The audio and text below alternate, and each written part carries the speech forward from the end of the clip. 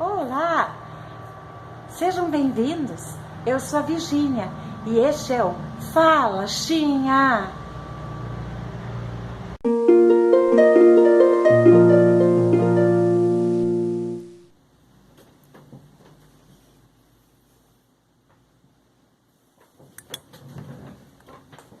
Olá, sejam bem-vindos à série Apocalipse, parte 9. Bom, na parte 8 eu terminei falando dos remanescentes.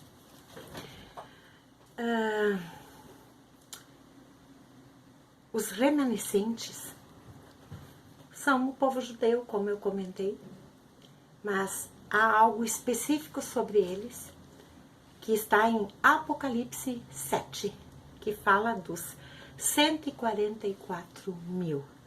Você já deve ter ouvido falar nesses 144 mil, né?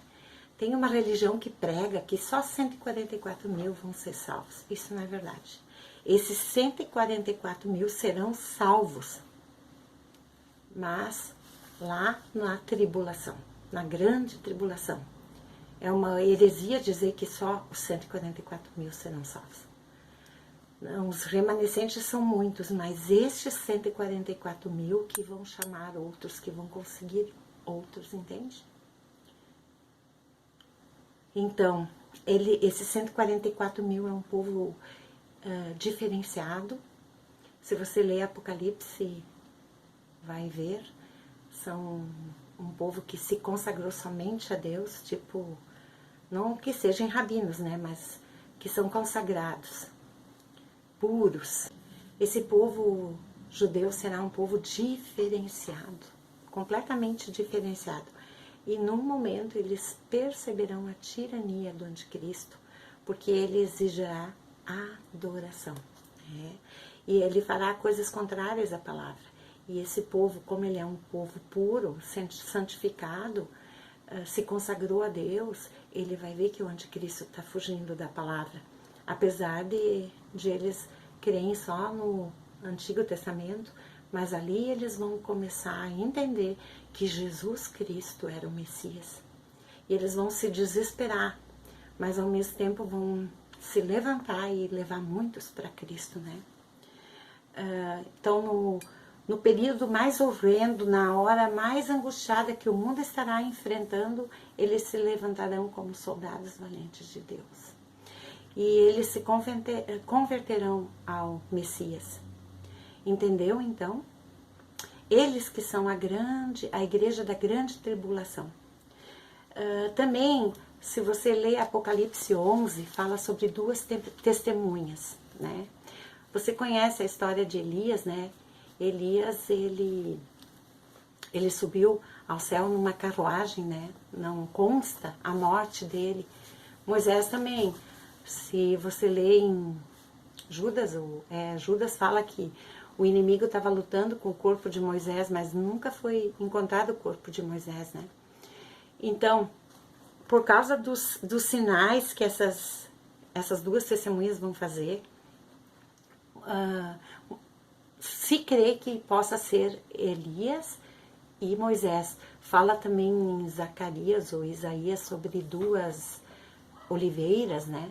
Então, Elias e Moisés, tudo indica que são as duas oliveiras lá que fala de Apocalipse, e eles vão fazer muitos sinais. Eles vão ficar 3 anos e meio aqui e vão fazer muitos sinais. Alguns vão ver eles descer do céu, mas também eles vão ser mortos, e no 3º dia eles vão ressurgir. O povo vai fazer festa porque eles morreram, porque eles vão falar: arrependei-vos. Vão ser tipo um João Batista: arrependei-vos, raça de víboras, né? Eles vão pregar o evangelho junto com essas 144 mil pessoas do Apocalipse 7 que fala ali, e muitos vão crer e muitos não. E quando eles morrer, vai ter gente fazendo festa e dando presente um para os outros. Verdade. Só que depois de 3 dias eles vão ficar mortos numa praça, depois de 3 dias eles vão ressurgir, né? E daí vai causar muito temor, e muitos vão aceitar ainda Jesus ali naquele tempo, né? Então, esses 144 mil e essas duas testemunhas vão ajudar muitos a escapar de Satanás e vão optar por Jesus, né? Apesar de agora já existir uma M,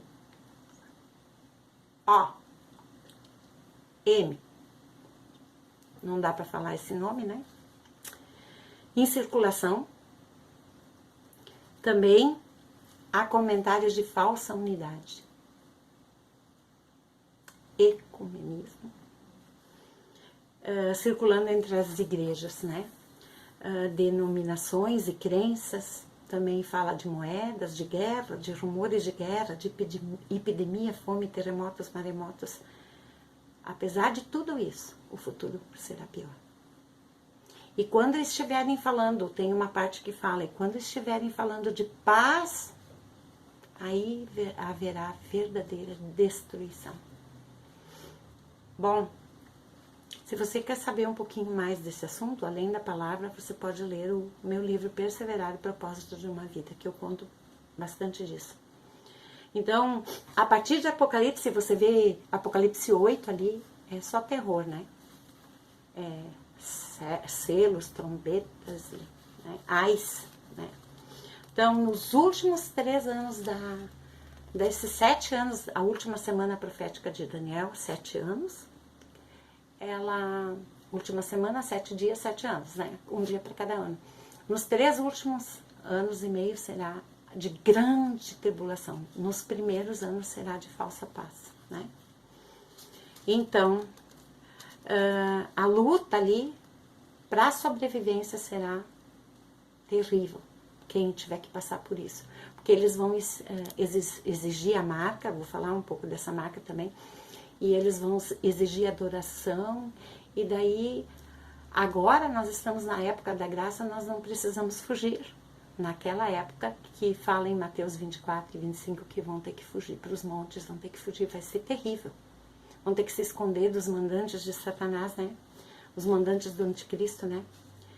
Então, como Cristo mora na gente, né? A gente não precisa ter medo. Hoje eu coloquei essa minha tela ali, então. Representa a criança deitada nas mãos de Deus, que Deus vai nos segurar como uma criança. Então nós não precisamos temer. Quem está em Cristo não precisa temer. E através do Espírito Santo, né, ele prometeu jamais nos abandonar.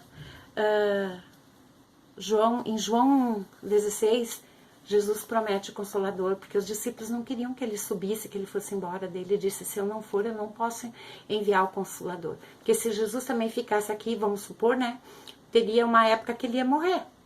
Mas o Consolador não morre, então o Consolador vive dentro da gente, ele nos dá força, nos ampara, nos mostra, veio para nos convencer do juízo, da justiça, né, do pecado, da verdade que Deus tem, né, e nos orientar a andar no caminho certo, né.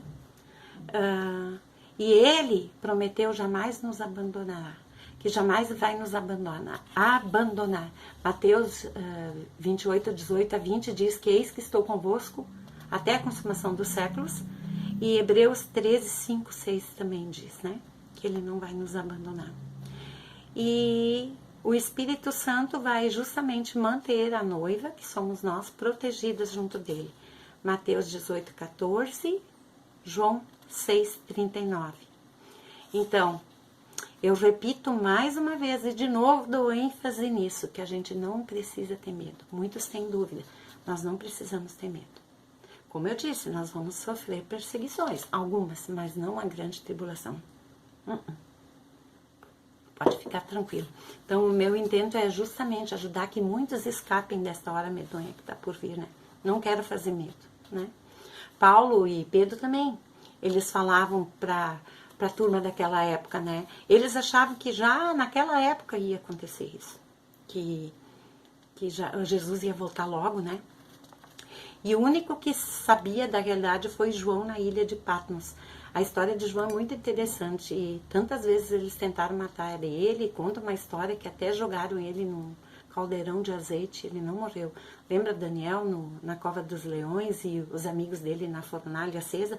Não morreram? Pois com João aconteceu o mesmo. Daí levaram ele para essa ilha de Patmos, preso, e lá ele morreu com 100 anos, parece. E daí ele não viu mais os amigos dele, que morreram tudo antes dele, né? E João que teve essa revelação de Apocalipse, né?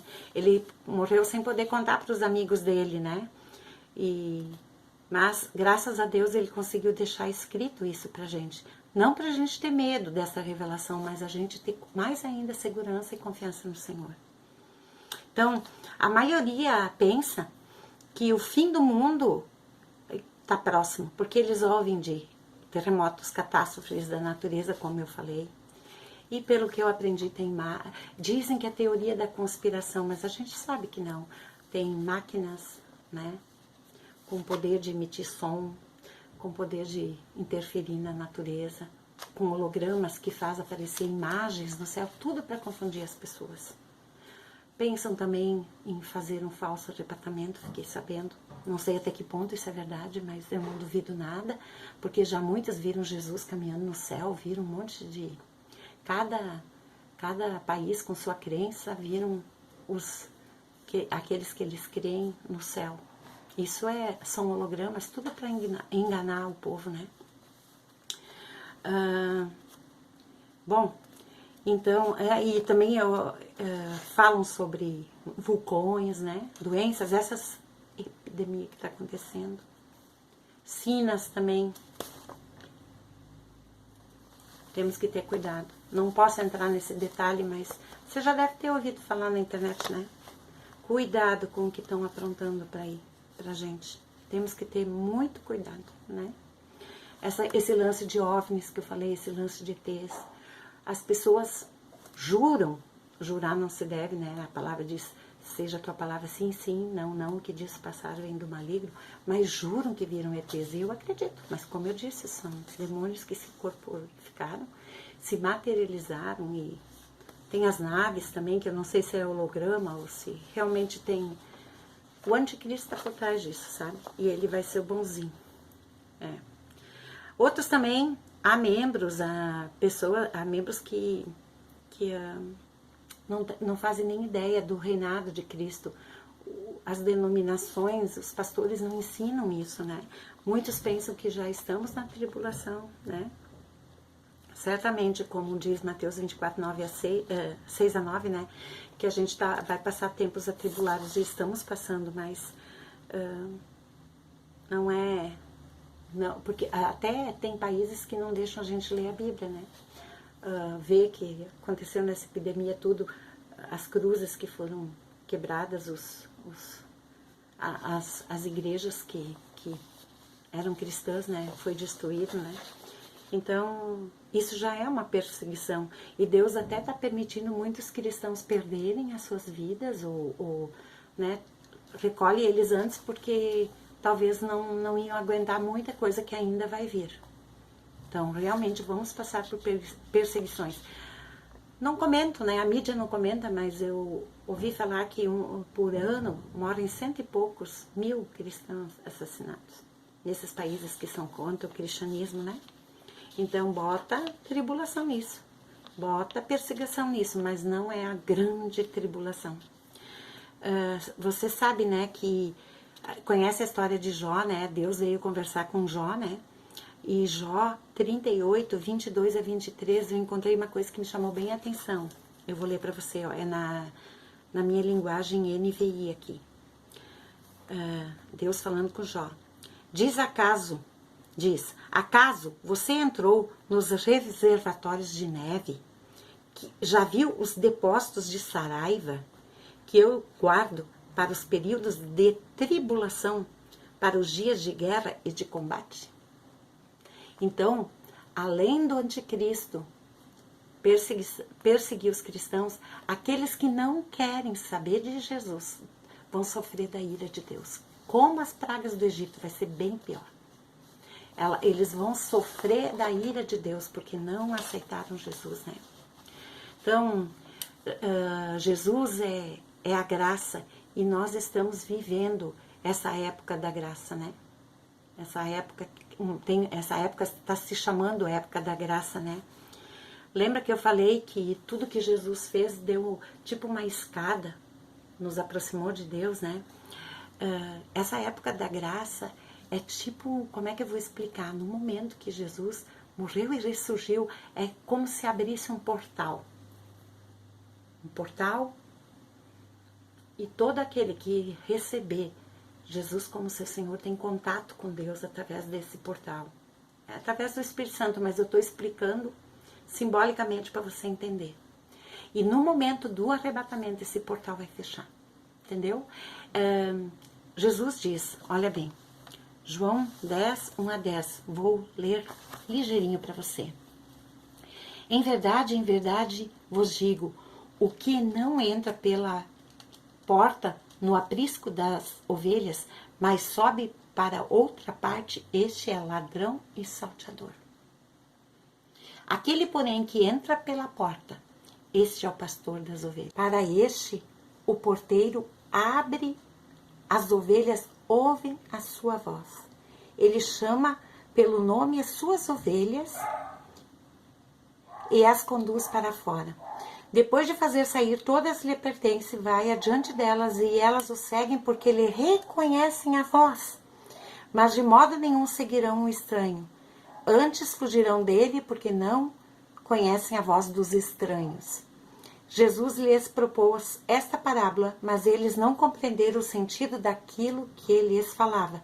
Jesus, porém, pois lhes afirmou de novo, em verdade vos digo, eu sou a porta das ovelhas.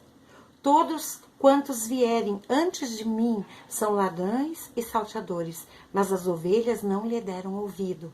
Eu sou a porta. Se alguém entrar por mim, será salvo. Entrará e sairá e achará pastagem. O ladrão vem somente para roubar, matar e destruir. Eu vim para que tenham vida e a tenham em abundância. Então, Jesus é a porta que nos leva a Deus. Eu já falei aqui, falo de novo, ele mesmo disse, eu sou o caminho, a verdade e a vida, ninguém vem ao Pai senão por mim. Então, este portal que eu falei, essa porta é Cristo, né? Mas esse portal, no momento do arrebatamento, ele vai ser fechado. Ele vai ser fechado com o arrebatamento da igreja. Daí será realmente como a arca de Noé, ninguém mais entra, né? E muitos cristãos de nome, de denominação, ficarão chocados, estupefatos, desesperar-se-ão, sentir-se-ão enganados, porque confiaram em denominações e terão que enfrentar a tribulação e a grande tribulação. Espero que você esteja entendendo e gostando do que eu estou trazendo para você, tá bom? A gente vai continuar na parte 10 e você sabe, né? Se inscreve, dê o joinha, compartilha e Deus te abençoe.